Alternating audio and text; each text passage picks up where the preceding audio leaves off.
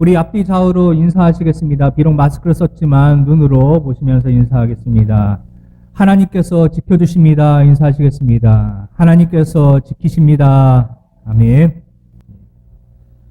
자, 우리나라는 다른 어떤 나라보다도 외모지상주의 사회라고도 부를 수 있습니다. 다른 사람들이 누군가의 외모에 대해서 평가하는 것을 좋아합니다. 그래서 성형수술이 워낙 활발하게 이루어지고 또 많은 나라에서 성형 그런 여행까지도 온다고 그럽니다. 우리나라만이 아니라 세계적으로도 외모가 뛰어난 사람일수록 더 많은 연봉을 받는다는 연구 결과가 있습니다. 미국의 이엘대 제이슨 플래처 교수팀의 연구 결과에 따르면요, 외모가 매력적인 외모를 가진 사람이 그냥 평범한 사람들보다 연봉이 평균 5에서 10% 정도 높다고 그럽니다. 그러니까 외모가 좋을수록 한 10%는 더 월급을 받는다는 거예요. 그래서 취업에 있어서도 자신의 외모를 어떻게 가꾸고 준비하는지가 매우 중요한 요소가 되었습니다. 실제로 우리나라의 어떤 은행에서는요, 아예 대놓고 외모를 공식적으로 우리 은행은 본다. 밝고 긍정적인 인상을 가지고 있는 사람을 우리는 뽑는다라고 그렇게 아예 그냥 밝히고 있습니다.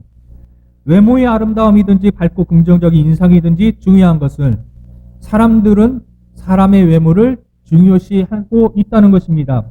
그런데 이것은 성경에 나오는 이 오늘 성경의 본문에도 그 시대에도 동일하게 외모를 중요하게 생각했던 사람들이 나옵니다. 그러나 성경은 이야기합니다. 하나님은 사람을 외모로 취하지 아니하신다고. 그렇지만 사람은 외모를 평가하고 있습니다. 성경은 오늘 본문에 등장하는 압살롬에 대해서 유독 외모에 대한 그런 칭찬을 많이 설명하고 있습니다. 한마디로 압살롬은 완벽한 미모를 가진 사람이다 라는 것이었습니다. 14장 25절이 이렇게 나오고 있죠. 온 이스라엘 가운데서 압살롬같이 아름다움으로 크게 칭찬받는 자가 없었으니 그는 발바닥부터 정수리까지 흠이 없음이라. 여러분, 성경이 이 정도로 말할 정도면은 정말 멋진 사람이라는 것입니다. 이스라엘 중에서도 압살롬의 외모가 가장 뛰어났다는 것이죠. 너무 잘생겼기 때문에 그는 외모만 가지고도 크게 칭찬을 받는 자였습니다. 마치 연예인이 지나가면 사람들이 환호성을 지르고 후광이 비친다고 그렇게 사람들이 깜짝 놀라는 것처럼 압살롬을 보면 사람들이 환호를 보내었던 것입니다. 발바닥부터 정수리까지 흠이 없었다라는 그 표현의 말씀은 사람들이 볼 때 그가 얼마나 완벽해 보였는지를 표현하고 있습니다. 여러분, 보통 멋진 연예인을 보면 사람들은 옛날에는 내가 정말 우상처럼 바라보는 가수나 배우는 화장실도 안 가는 줄 알았습니다. 연예인하고 혹시라도 악수라도 하면 며칠을 손을 안 씻었습니다. 그는 다 천사 같고 연예인은 마음씨도 곱고 연예인은 정말로 모든 것이 다 완벽한 것처럼 그렇게 생각했습니다. 이처럼 사람들이요, 성경 속의 오늘의 압살롬을 볼 때에도 그렇게 바라봤던 것입니다. 압살롬을 바라볼 때 외모만 아름답다고 바라봤던 것이 아니라 압살롬은 도덕적이고 또 정신적인 측면에서도 완벽한 존재처럼 사람들이 속았습니다. 이런 압살롬에 대한 평가는 전적으로 하나님의 기준이 아니라 오로지 사람의 기준이었습니다. 사람들이 봤을 때 압살롬은 완벽한 자였다라는 것입니다. 사람이 볼 때는 완벽하게 보였지만 하나님 보실 때는 아니었어요. 그러나 이러한 그의 외적인 것들은 여러분 그에게 유익을 주지 못했습니다. 유익을 주기는커녕 오히려 그로 하여금 교만하게 만들었어요.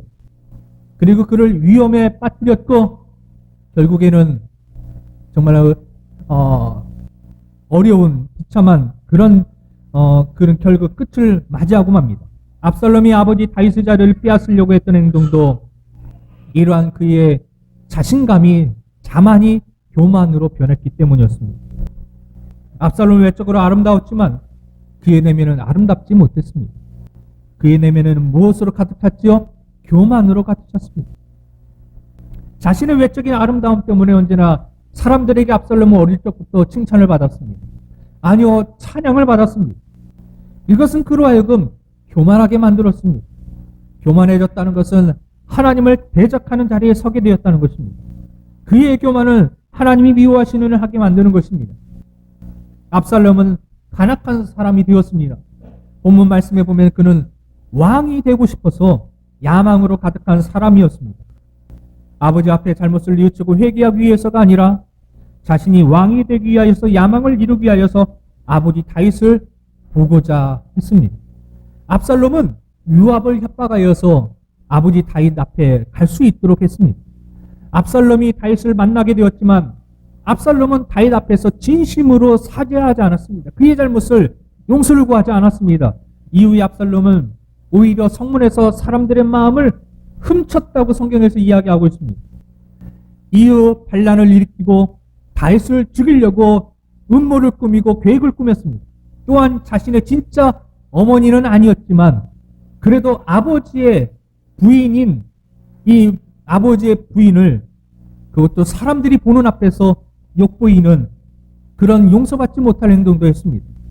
그는 그러면서 자신의 권력을 과시했고 내가 왕이다라고 그는 그렇게 사람들에게 어필했던 것입니다.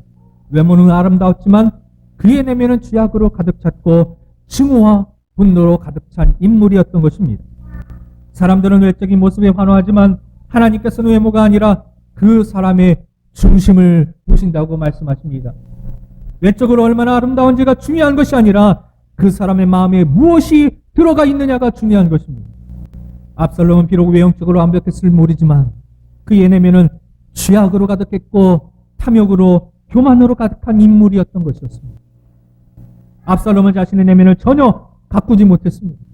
외모 지상주의가 판치고 있는 세상에서 사람들은 외적인 것들에 대해 찬사를 보냅니다. 그 사람이 가지고 있는 외모나 그 사람이 가지고 있는 집, 차, 옷 등에 보이는 관심과 찬사를 보냅니다. 사람들은 그러한 모습에 관심을 가질지 몰라도 하나님은 그것에 관심을 기울이지 않습니다. 하나님은 우리의 마음을 보십니다. 그래서 잠언은 이렇게 말씀하고 있습니다. 모든 지킬 만한 것 중에 더욱 내 마음을 지키라. 생명의 근원이 이에서 남이니라 라고 말씀합니다. 압살롬은 나름대로 왕이 되기 위한 계획을 완벽하게 철저하게 계획하고 실행했습니다. 그러나 그의 계획은 잘못된 계획이었죠. 인간이 아무리 외모가 뛰어나고 칭찬을 받는다 할지라도 그것만 가지고 하나님께 인정받을 수는 없는 것입니다. 하나님께서 원하시는 모습은 외모가 아니라 내면이었습니다. 우리는 껍데기 포장지가 아니라 핵심을 잘 알아야만 합니다. 압살롬은 반역을 일으키고 왕좌에 앉기 위해 완벽한 계획을 세웠습니다. 그는 오랜 시간 동안에 적어도 4년에서 10년의 이상의 세월을 아버지를 끌어내리고 자기가 왕이 되기 위해서 계획을 차근차근 실행해 나갔습니다. 압살롬의 계획은 여러분 어떤 결과를 가져왔습니까? 여러분 일본의 소니라는 전자회사를 알지요. 90년대 2000년 초반까지만 하더라도 세계 최인류 기업이었습니다. 그리고 모든 우리나라 젊은이뿐만 아니라 세계의 모든 젊은이들이 이 소니 회사에서 나온 워크맨이라고는 조그만 카세트 테이프 플레이어를 갖고 싶은 것이 소원이었습니다. 사실 저도 그게 소원이었지만 대학교 딱 들어갔을 때 소니 워크맨을 갖고 싶었지만 너무나 비쌌어요. 그래서 아르바이트를 해서 사긴 샀는데요. 소니는 못 사고요. 너무 비싸서. 예, 그 아래 단계 아이와라고 하는 회사에서 나온 비슷한 것을 샀었습니다. 근데 여러분 제가 얼마 전에 이제 코로나 때문에 유튜브 방송을 하면서 이것저것 장비를 찾다 보니까요. 이 마이크가 나왔어요. 이게 제가 대학교 1학년 때 Y와 그 카세트 플레이어를 샀을 때 줬던 마이크인데요. 이게 있더라고요. 근데 테스트를 해봤는데요. 잘 돼요. 제가 그 묵상 영상 올리는 거 대부분이 이 마이크로 올리는 겁니다. 자, 그런데 그 Y와보다 훨씬 더 큰 소니가요. 지금은 거의 다 망해갑니다. 왜 그럴까요? 사람들이요. 그 소니가 망했던 이유를 첫 번째 환경을 반영하지 않고 너무 멀리 갔다. 사람들의 발걸음을 맞추지 않고 자기만 앞서갔다는 겁니다. 왜요? 1등 기업이라는 자존감 때문에 자만심이 있어서 나를 따라와라. 그래서 모든 사람들이요, MP3라고 하는 공용된 포맷을 쓰고 있을 때 소니는요, 그거 하면은 불법 복제가 많으니까 안 돼. 우리 거 써. 라고 교만해져서 사람들이 다 원하는 것을 받아들이지 않고 자신의 것을 내세우면서 이렇게 독자적으로 갔어요. 제가 2년 전에 이 소니에서 나온 MP3보다 훨씬 더 좋은 DAP라고 디지털 오디오 플레이어인가요? 그래서 요즘에는 이제 MP3뿐만 아니라 다른 포맷들 훨씬 더 좋은 그 무손실 음원 같은 아주 고급 그 음악 파일을 재생해서 깨끗하게 듣는 그것을 한번 누가 좋다고 해서 한번 한 3년 전에 샀습니다. 물론 제일 저렴한 걸 샀는데요. 너무 불편해요. 왜냐하면 다른 것은 USB 딱 꽂으면 되는데요. 그것은 소니에서 나온 잭만을 꽂아야 됐어요. 너무 불편했고요. 그래서 팔아버렸습니다. 중고로. 여러분, 결국에는 소니는요, 자신이 1등이라고는 교만함 때문에 결국 그것이 이 회사를 망치는 결과가 됐다라고 그렇게 분석합니다. 아무리 계획이 완벽하다고 할지라도, 모든 것이 잘 짜여져 있을지라도 반드시 성공하는 것이 아니었다는 것이에요. 중국의 오래된 책 중에 하나인 관자라는 책인데요. 거기에는 이런 말이 있습니다. 모든 일은 계획으로 시작하고 노력으로 성취하며 오만함으로 망친다라고 나오고 있습니다. 이 말은 꼭 압살롬을 두고 하는 말처럼 들립니다. 압살롬은 오랫동안 품었던 반역의 계획을 실행에 옮기고 있었습니다. 자신이 저지른 죄를 용서받았지만 압살롬은 용서받은 것을 은혜로 받아들이지 않았습니다. 아버지에게서 그가 저질렀던 죄를 용서받았어요. 다윗은 끝까지 압살롬이 죄를 범했지만 사랑했습니다.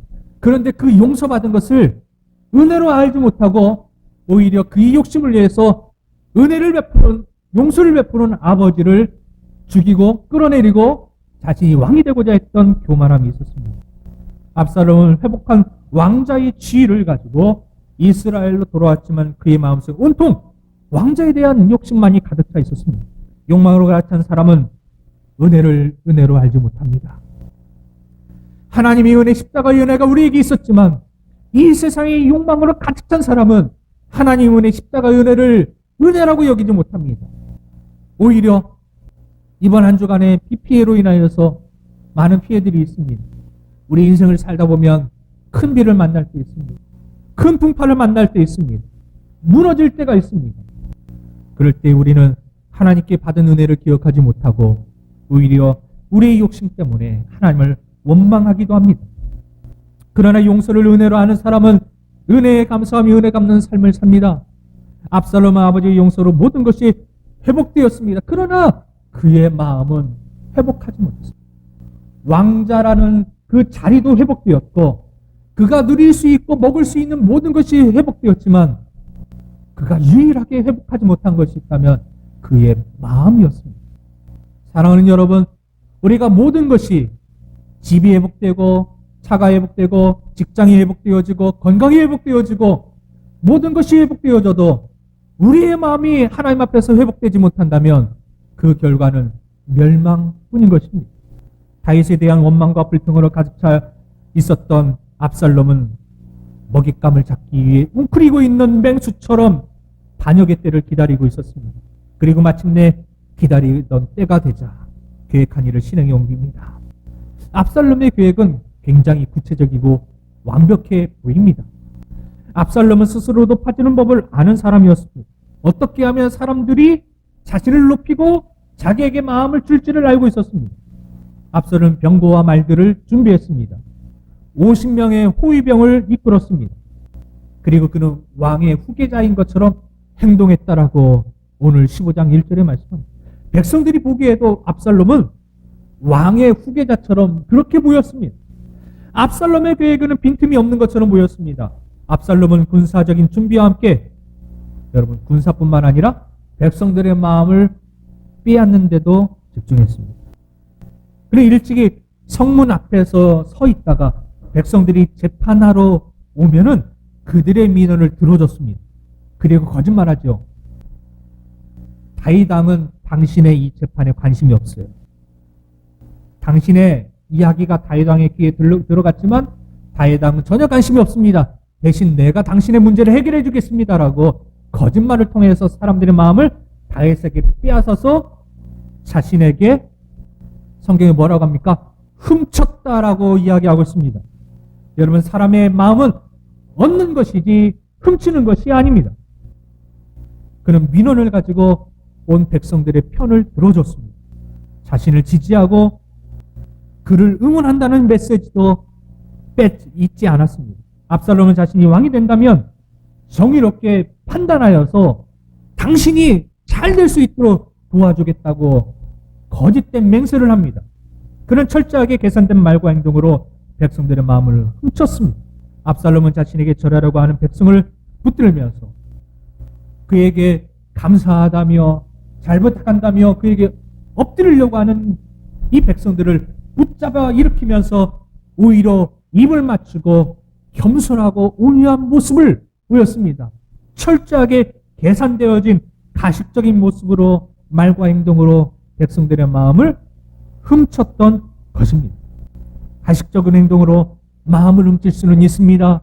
그러나 가식적인 행동은 오래가지 않습니다. 반드시 그 본색이 진심이 드러납니다. 하지만 압살롬은 이러한 사실을 알지 못했습니다. 그의 관심은 백성들의 마음을 훔치는 데만 있었기 때문이었습니다. 압살롬은 백성을 위한 척했지만 그들을 수단으로 삼았던 것이었습니다. 그가 마음을 훔친 이유는 오로지 자신의 야망을 이루는 도구로 오직 자기 중심적이었던 것입니다. 그래서 백성들을 이용했던 것이죠.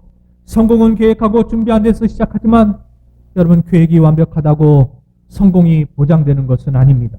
일의 시작과 일의 마침은 누구에게 달린 것입니까? 우리 하나님에게 달려있는 줄로 믿습니다.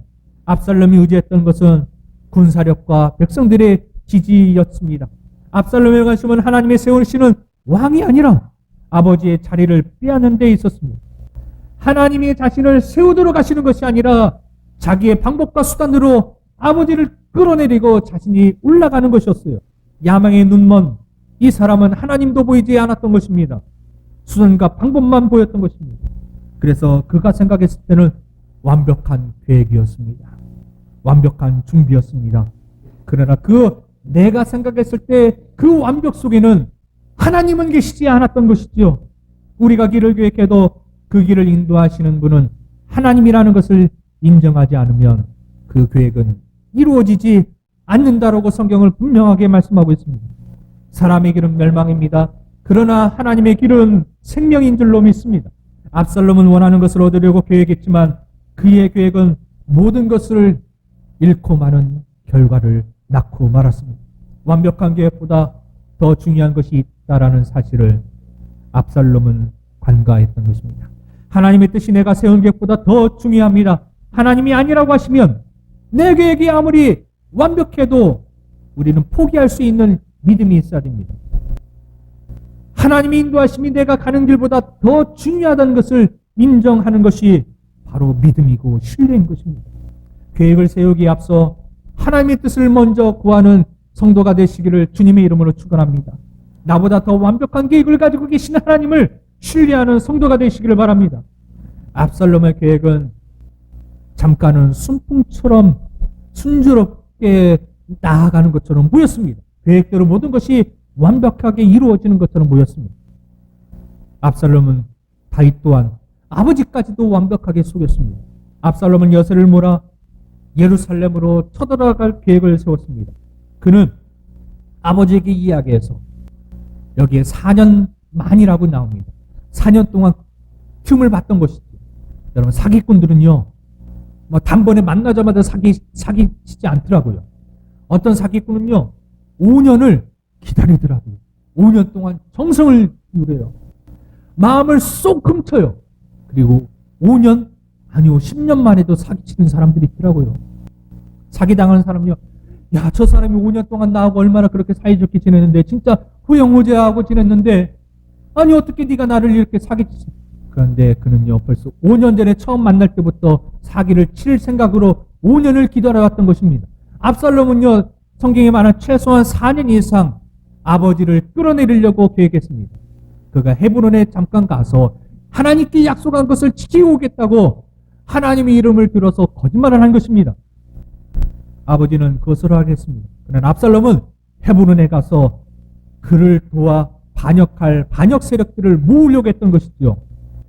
그러나 이 압살롬은 헤브론에 가서 불만 세력과 아무것도 모르고 압살롬을 따라간 200명의 사람을 이 반역에 가담시킵니다. 또한 12절에는요, 다윗에게 불만이 있었던 아히도벨이라는 사람을 자기 편으로 삼습니다. 압살롬의 계획은 백성들을 압살롬의 편에 서게 만드는 것이었습니다. 사람이 내 편에 서면 아버지 다윗을 끌어내릴 수 있을 것이라고 생각했던 것입니다. 이스라엘의 대세는 지금 압살롬에게로 기울어지는 것처럼 보였습니다. 다윗은 내려앉는 것처럼 보였습니다. 그러나 압살롬은 하나님의 뜻이 아닌 자기의 뜻을 이루고 있었습니다. 그가 하는 일은 하나님이 허락하지 않는 일이었던 것이죠. 여러분, 악은 하나님이 결코 허락하지 않으십니다. 악인이 잠시는 형통한 것처럼 보이지만 그의 결국은 멸망인 것입니다. 하나님의 뜻보다 내가 원하는 것을 얻는 데에서부터 악이 시작되는 것입니다. 압살롬의 비극은 바로 자기가 원하는 것을 위하여서 하나님의 뜻을 어겼던 것이었습니다. 왕자의 눈이 멀었습니다. 반역을 해서라도 그 자리를 차지하고 싶었습니다. 이것은 하나님이 원하는 모습이 결코 아니었습니다. 욕심과 야망에 눈이 먼 사람은 하나님을 볼 수가 없는 것입니다. 그래서 우리는 욕심을 내려놓아야 됩니다. 십자가 앞에서 나의 욕심을, 나의 야망을 십자가에 못 박아야 됩니다. 그렇지 않으면 하나님을 볼 수가 없습니다. 하나님의 뜻을 깨닫지 못합니다. 오직 자기가 원하는 것밖에 볼 수가 없습니다. 그것이 죄라는 것도 알지 못합니다. 악은 진리를 숨기고 악은 하나님의 뜻보다 사람의 뜻을 더 앞세웁니다. 사람의 뜻을 이루는 것이 하나님의 뜻을 이루는 것이라고 착각하는 것입니다.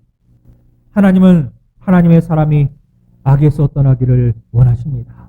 악에서 떠나 선을 행하는 삶으로 나오라고 주님은 오늘 우리에게 말씀하고 계십니다. 악한 일에 동참하지 않고 악을 멀리하는 것이 하나님의 뜻입니다. 하나님의 주권을 믿고 내 마음대로 임의대로 판단하고 행동하지 않는 것입니다. 하나님은 우리가 악한 일에 참여하지 말고 악에서 떠나 살기를 바라십니다. 악에서 떠나 하나님의 뜻을 따르는 복된 삶으로 우리를 지금 부르고 계시는 줄로 믿습니다. 이 시간 선한 일에 선하게 쓰임받는 하나님의 사람이 되시기를 주님의 이름으로 축원합니다. 아멘. 완벽하신 분은 하나님 한 분뿐이심을 우리가 믿으며 이 시간에 우리 함께 찬양하도록 하겠습니다.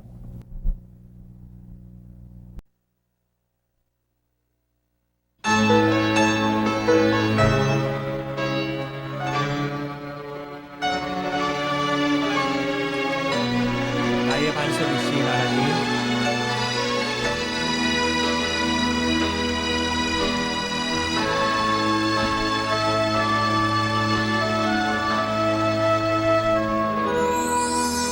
나의 반석이신 하나님, 행하신 모든 것 완전하시니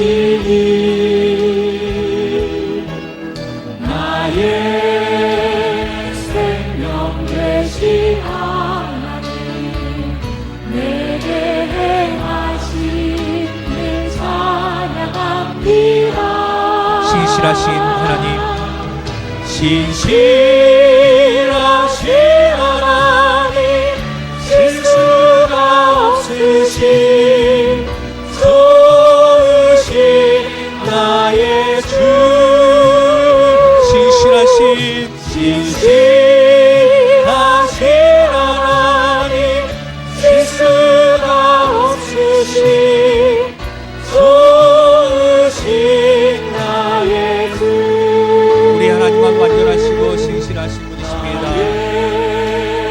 반석이신 하나님, 행하신 모든